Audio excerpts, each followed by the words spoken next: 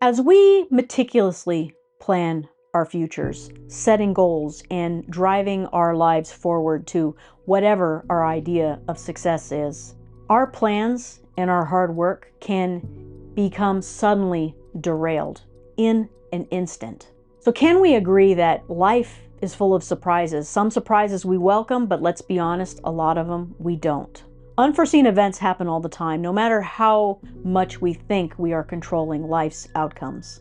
And certain misfortunes, if you will, can disrupt life's momentum. It could be an illness, it could be a scary health prognosis, it could be an injury, it could be a sudden loss of someone that we love, it could be the loss of a source of income, or anything that sets you back from what you had planned. And though it's easier said than done, we can learn to embrace these challenges. We can learn to accept how life is unfolding by training ourselves in resilience so that we can receive life as it is with grace. We can have a mindset of strength amidst the adversity. A mind that embraces out of these things opportunities, even in some of the most difficult situations. Hey everyone, I'm Jess and you are watching Living Free. This is where we discuss some of the traps that we might find ourselves in life in hopes of becoming liberated. If you're finding some value here with this content, please consider subscribing and giving me a like.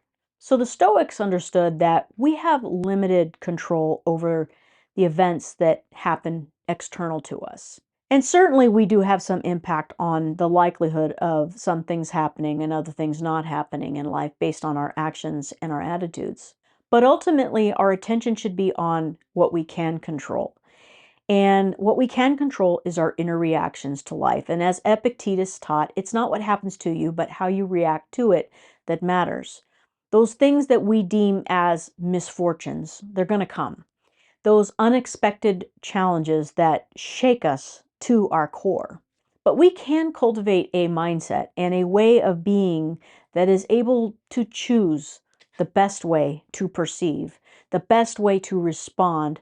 As human beings, we feel safe when things are stable, when we can have a sense of permanence, even though intellectually we know that nothing is permanent. And Buddha reminds us of this. Nothing is permanent and everything is subject to change. And we don't like this uncertainty. We want an explanation for it all. When things go awry, we don't like that sense of unknowing because the reality of this impermanence is staring us right in the face, and we can't deny it. This resistance to the nature of reality creates really a great disturbance within us. We want to cling to what we know because it's comfortable, it feels safe, to not let it go. So how can we learn a new approach to life that accepts the temporal nature of everything, to have a sense of openness to what's unfolding instead of constantly clenching onto our expectation of what life should be, of how life is supposed to work? We might scoff at this idea of letting go of struggle. We have been taught to resist and to fight our way through life since we were born. But I would encourage you to ask, what good is that actually bringing you? Last week, I experienced an injury. I was about 6 hours away from home on vacation, and it literally happened the minute I arrived at my destination. Talk about disappointment. It was a freak accident where I tore my ACL and injured my MCL. My initial reaction, like I said, was extreme disappointment. All I could think about was all the planning, all the preparation, all the money spent on this trip. I was anticipating a full weekend of fun and socializing and connecting with people in the motorcycle community. Instead, I found myself in a position where I had to ask strangers for help, which is something that's always hard for me. And I also had to have somebody drive 6 hours to pick me up and my motorcycle. And just to let you know, it was not a motorcycle accident. So my ego identity has always prided itself in being self-sufficient and strong, and there's nothing wrong with that. But I had no choice but to suck up my pride and depend on others, and I'm still doing so. All I can say is that I am extremely grateful for those that have helped me. And one thing that I noticed was that when this happened, I was more able to observe my reaction, to notice what my thoughts were saying about the whole situation, to notice that The more that I dwelled on my disappointment, the more angry I felt. As Marcus says, the happiness of your life depends on the quality of your thoughts.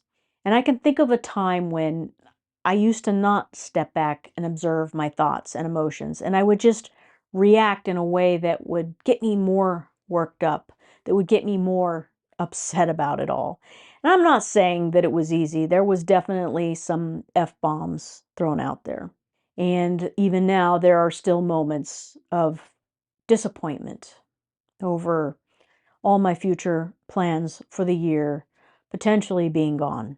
So it's not easy, and I haven't been totally accepting of what has happened, but I have noticed that the ability to observe and to see if I'm responding in the best way, to remember that life doesn't always happen the way I want based on whatever my desires and expectations are. And I'm learning that I am approaching the situation more mindfully than I had in the past. I'm learning that I have to loosen my grip on my expectations and respond with more acceptance, to see the conditioned response of the past that was more of an impulsive, explosive reaction, and to see just how unskillful that is, and how I can better navigate this difficult situation with a sense of calmness and presence. After all, this is really a small mishap when compared to what a lot of other people are faced with. So what? I can't walk for a while. There's some people who can never walk. So what? I have to deal with some pain for a while. There are people living with chronic pain. So what? I can't go on any of my fun little adventures for a while. There are some people that can't even leave their homes. So what that I have to depend on people for help? Some people don't have anybody to help them. Some people are afflicted in far greater ways. And they have learned to be happy despite the conditions that they find themselves in. Thich Nhat Hanh reminds us that mindfulness is the energy that helps us recognize the conditions of happiness that are already present in our lives. So when we cultivate resilience within ourselves, we're developing the ability to recover from the adversity because we're gaining a better understanding of how life is ever changing, how it's ever evolving, and how it's constantly unfolding as something new and different. So when we accept life as impermanent and not as something that we can just hold on to, we're training ourselves in resilience. Seneca said a gem cannot be polished without friction, nor can a man be perfected without trials. So when we go through these things, we can learn to look for the opportunity that's there. We can look for the opportunity, for the lesson that these inevitable challenges bring us. We can look for the opportunity for growth. We can look for the opportunity to learn, to see what is the lesson in all of this. So if we think that we're suffering, we are identified as being a sufferer. So let's not become identified with our suffering. These moments are like stepping stones. They're just part of the human experience. And when we accept it all and we stop resisting life, we can find strength. We can find a strength that we can't describe intellectually. We can't describe it with words. It's purely experiential. It's that peace that passes all understanding. Amor fati is the stoic practice of loving our fate. Not easy, I know. Nietzsche said, not merely to bear what is necessary, still less conceal it, but love it. Do I love being on crutches? No.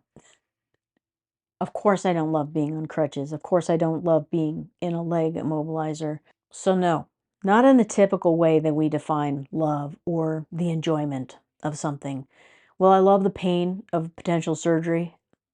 No. But in acceptance, there can be a sort of embracing of fate or of these life events in order to find the meaning, in order to find the purpose that lies within it. The only other option is resistance. And as most of us know, resistance just creates suffering. So why I share what I share in these videos is not because I think I'm some wise person who knows more than other people. That's far from it. I'm teaching myself as I work these things out in my own life. So loosening our hold on our expectations and on our desires is the practice of non-attachment. This is what develops within us a more balanced and calm and a more composed mind. When we stop being so rigid with life, trying to bend it to whatever our identity-based and emotionally driven desires are, it's then that we can have a greater sense of equanimity. So true strength and resilience is found when we are finally willing to face our fears. And we're also going to find that our fears are rooted in resistance to unknowing. It's rooted in resistance to uncertainty. It's rooted in resistance to not having all the answers and all the explanations about what it is that we're actually going through and what our future holds for us. So let's discuss some of the practical ways that we can build resilience within ourselves. And I would be amiss to not first mention mindfulness. And if we learn how to quiet and calm our minds through mindfulness meditation, we can better deal with those unexpected things that come in life. In the quiet mind, we can see what our thoughts are doing. We can see what emotions are arising. And it's out of this observation, it's out of this noticing that insight and clear seeing can arise. And when adversity strikes, we can learn to reframe it instead of that old impulsive reaction of the past. And we can ask, how can this setback teach me? How can it help me grow? And how can it help me evolve? And what opportunities can I find here? If we screw this up and we initially react really poorly and unskillfully, it's okay. It takes time to develop this mental skill. Sometimes it takes a lifetime. But I encourage you to step back and react differently by reframing the situation that you find yourself in. By doing this, we're developing compassion for ourselves. So go easy on yourself. Don't be angry at your reaction because that in itself is just another conditioned response. We have a lifetime of conditioning to undo, and it's just not going to happen overnight. So offer yourself understanding, offer yourself compassion and kindness as you're working through all of this, because we're all dealing with conditioned response habits.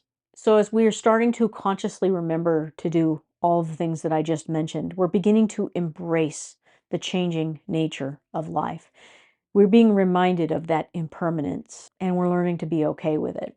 And this is what's helping us become more adaptable and more flexible to life as it happens, as it unfolds, to be okay with the uncertainties because we're starting to struggle less with all of it. And as we do this, we're going to find that we're just automatically turning inward. We notice that we're starting to focus on our inner world. And we're starting to acknowledge, in all honesty, that we can only control our attitudes and our actions and our mindsets. We can only recognize when we're thinking unskillfully. But it all starts with the noticing and then the acceptance, not resisting, because we know whatever we resist persists. So this is how we build a strong foundation of resilience over time. With practice, life's challenges can be approached in a whole new way. So yes, things are going to come, they're going to test us, but let's not discount how they can also be opportunities for transformation. We can endure adversity by cultivating a new mind that chooses better responses to life. So by building this resilience, we can approach the unexpected things in life with more strength, with more grace. So in closing, let's remember what Marcus said: the impediment to action advances action. What stands in the way becomes the way. Things are only obstacles when we make them obstacles. They can simply mean a change of course for us. They don't have to be this huge problem that we make it to be. It could simply be an opportunity for something else. So I hope you found some value here today. If you did, please consider subscribing and showing your support so YouTube will push these videos out to more people who need some encouragement and hope. Thank you to each and every one of you who are watching today. I will see you all next time.